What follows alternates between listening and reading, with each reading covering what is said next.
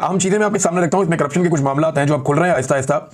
पंजाब की 150 तहसीलों में जो है वो ठीक ठाक पैसा खर्चा गया, क्योंकि मरीम नवाज साहिबा ने कहा था जब ये नई नई इक़्तिदार में आई थी कि मैंने सुथरा पंजाब का एक मनसूबा लेकर आना, और सुथरा पंजाब के तहत इन्होंने कहा जी कि हमने पूरे सूबे की तमाम तहसीलों को और शहरों को बिल्कुल साफ़ कर देना है।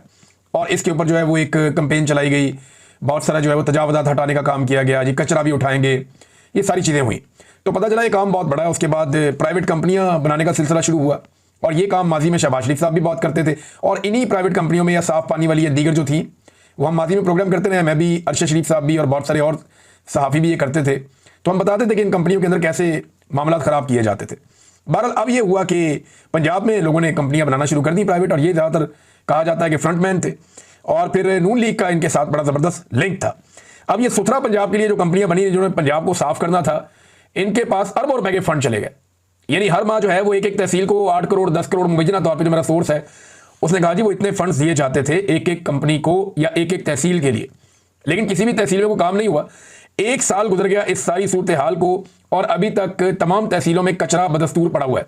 ये पैसा कहाँ गया? तो इसमें जो बताया जा रहा है कि इस पैसे का लगभग 70-80% हिस्सा खा लिया गया, यानी अरबों रुपए का पाकिस्तान को या पाकिस्तानियों को चूना लग गया है, और ये चूना 100 अरब रुपए से ज्यादा का है। ये लगा पंजाब में।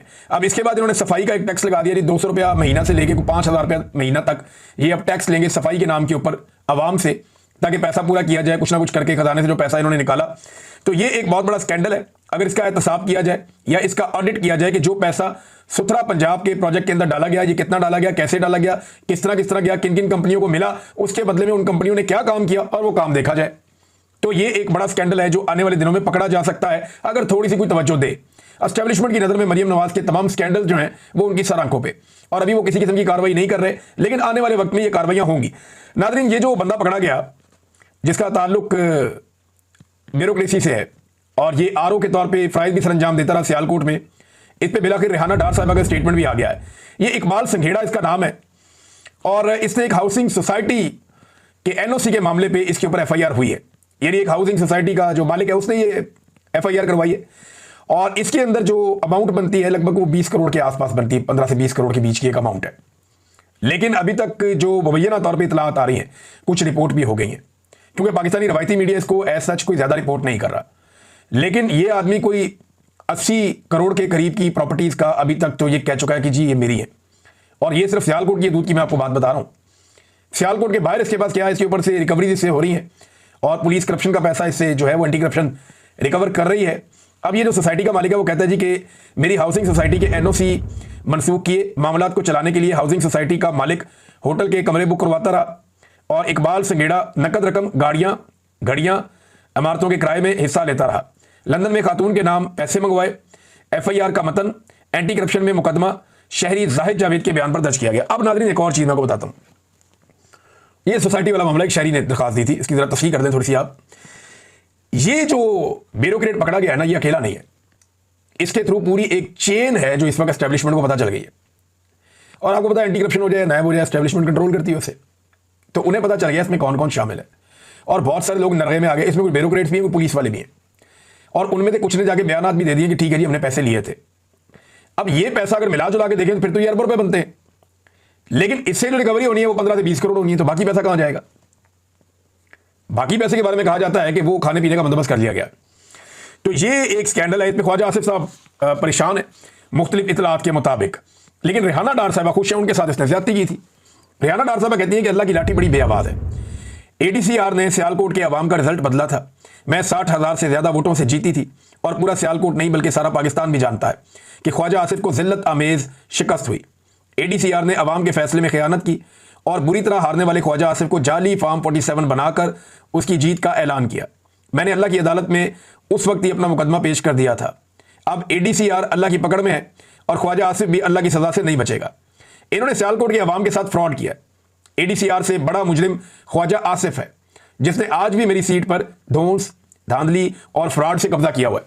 ख्वाजा आसिफ की नवाज शरीफ साहब से मुलाकात हुई, तस्वीरें वीडियो आ गई बीच में, सोशल मीडिया पे यही लोगों ने रोला डाल दिया कि ये दो वो लोग हैं जिन्होंने फ्रॉड किया, और फ्रॉड के जरिए से बुजुर्ग खवातीन की सीटें छीनी है। एक ने रेहाना डार की सीट छीनी है, और एक ने यास्मीन राशिद की सीट छीनी है, और दोनों खवातीन ने 50,000 से ज्यादा की लीड से इन दोनों रवायती सियासतदानों को शिकस्त दी थी। और उन दोनों खवातीन को निशाने इबरत बनाया गया, उनसे सीटें छीन ली गई 2 नंबरी करके, फ्रॉड करके। तो लोग इनकी खासी दुर्गत बना रहे हैं, सोशल मीडिया पे बननी भी चाहिए जैसा इन्होंने जुल्म किया है।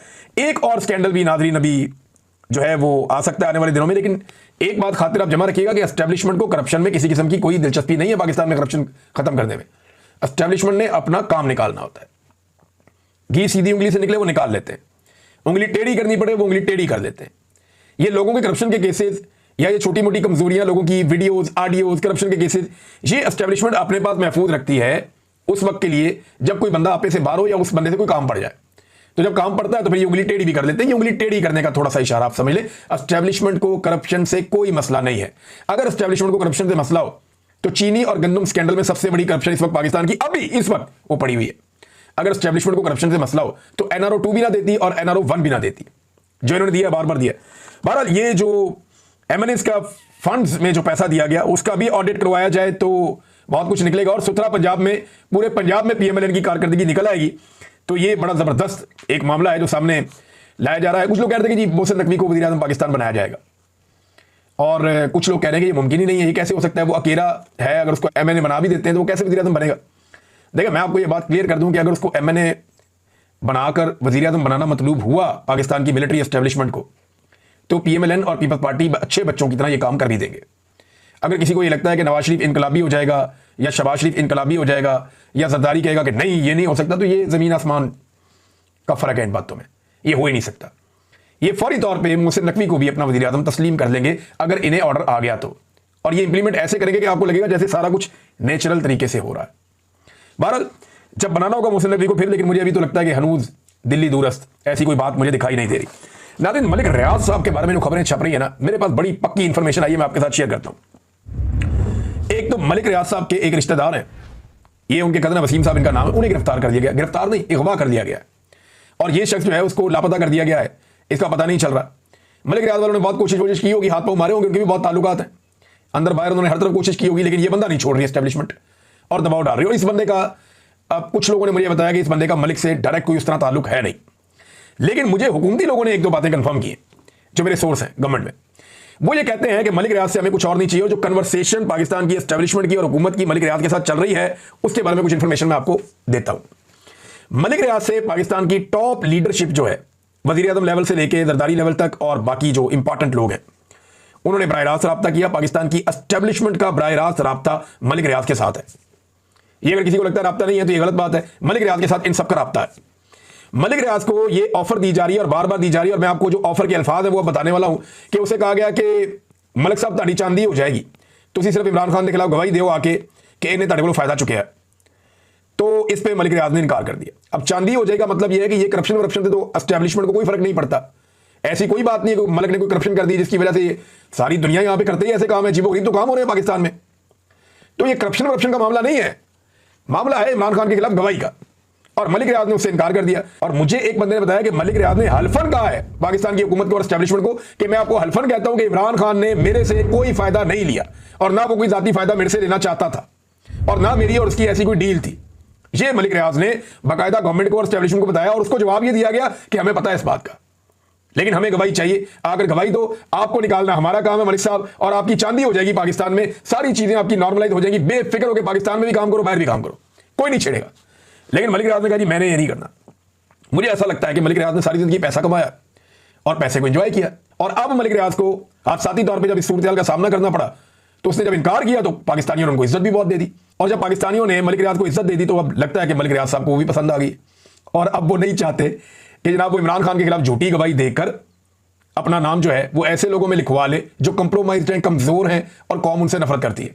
बहरहाल फिलहाल तक की सूरत हाल ये मैं आपको ये बता देता हूं, लेकिन ये जो ऑफर की गई मलिक रियाज को, ये बिल्कुल ऐसे ही बात हुई है जैसे मैंने आपको बताई है, और ये ऐसा नहीं है कि निचले लेवल पे की गई, एस्टेब्लिशमेंट का भी टॉप का लेवल और हुकूमत का भी टॉप का लेवल, ये नीचे वाले कोई नहीं, इन्होंने ऑफर की है। और मेरी इतला के मुताबिक अभी तक मलिक रियाज ने हामी नहीं भरी। और एक और चीज, जो यूएई की हुकूमत है वहां पे भी राब्ता किया पाकिस्तान की एस्टेब्लिशमेंट ने कि किसी तरह से मलिक रियाज को काबू किया जाए, लेकिन वहां की गवर्नमेंट ने भी पाकिस्तान की हुकूमत को घास नहीं डाली।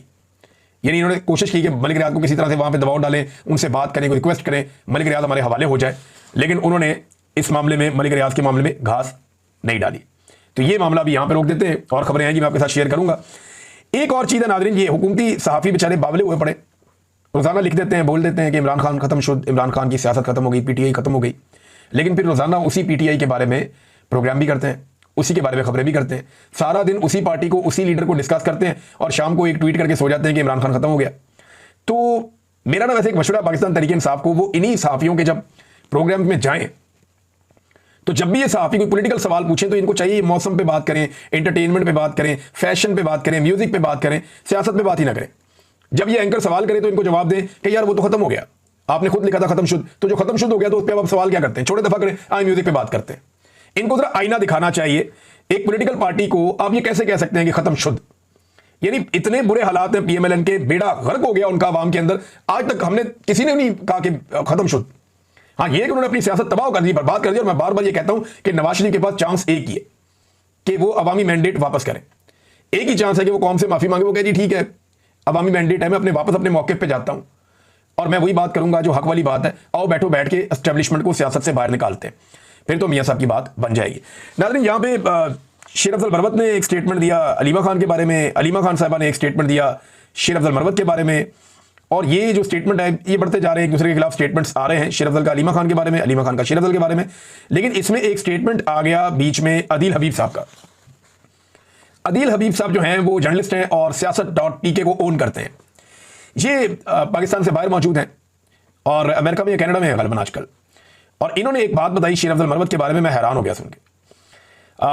यानी इन्होंने कहा कि पिछले दिनों अमेरिका में आया हुआ था, क्योंकि अलीमा खान साहबा का एक ट्वीट है वो फौजिया सिद्दीकी साहबा ने किया, जिसमें अलीमा खान साहबा का जो स्टेटमेंट है वो ये कह रही हैं कि शेर अफजल मरवत जैसे बेशरम लोगों को टीवी पर भेजकर कहा जाता है कि इमरान खान की फैमिली को